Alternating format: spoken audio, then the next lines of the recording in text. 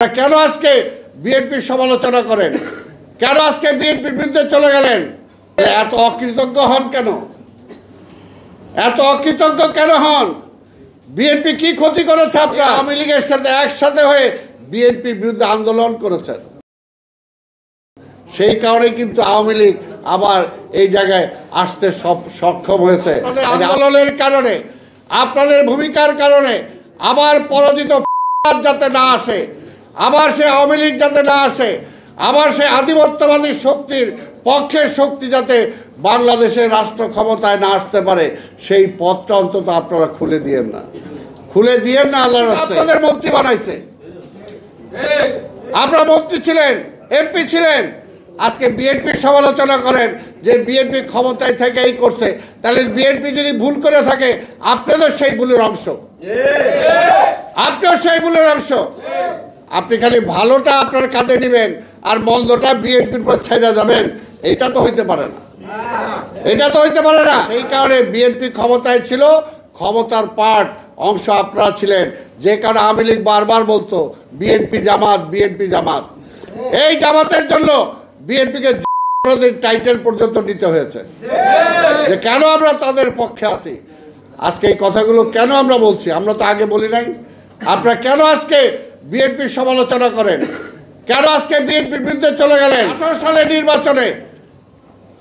সালের নির্বাচনে যখন আপনাদের কোনো অস্তিত্ব ছিল না, তখন বেগম খালেদা জিয়ার কাছে যে আপনার নির্বাচনে অংশগ্রহণ করার জন্য ধানের শীষ প্রতীকটা পর্যন্ত বেগম খালেদা জিয়া আপনাদেরকে দিয়েছিল। অকৃতজ্ঞ হন কেন?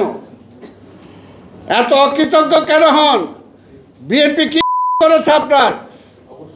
কাজে বিএনপির মানে দেশের করা, বিএনপির মানে ভারতকে আবার নিয়ে আসার চেষ্টা করা।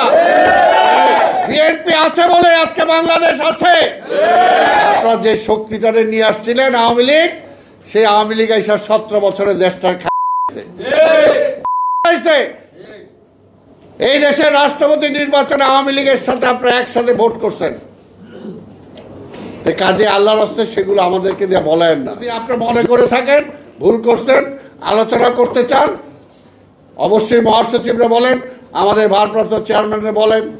আমরা চাই না যে আজকে কোনোভাবেই দেশে আরেকটা সৃষ্টি হোক। বিএনপি এত কিছুর পরেও আপনারা নির্বাচন দিচ্ছেন না, নির্বাচন দিতে দিচ্ছেন না। কখনো বলেন এই পিআর সিস্টেম, অমুক সিস্টেম। ভাই পিআরটা কি? পিআর তো আরেকটা নতুন। বিএনপি যতবার ক্ষমতায় গিয়েছে জোর করে ক্ষমতায় যায় নাই, কোনো করে ক্ষমতায় যায় নাই, করে ক্ষমতায় যায় নাই, মানুষের ভোটের মাধ্যমে ক্ষমতায় গিয়েছে, মানুষের ভোটের মাধ্যমে ক্ষমতায় গিয়েছে। বিএনপি সেটাই বিশ্বাস করছে, বিএনপি ওই করছে, বিএনপি এইটা করছে। হেরা দোয়া তুলসী পাতা, হেরা কিছু করে নাই। হেরা যে দিয়া বাতাস বাইরে, এটা খালি বিএনপিটাই। আজকে এই হলো অবস্থা। এই কারণে বলবো আজকে দেশটাকে রক্ষা করা যায়। আজকে দেশের মানুষকে আপনি অশান্তিতে রাখছেন।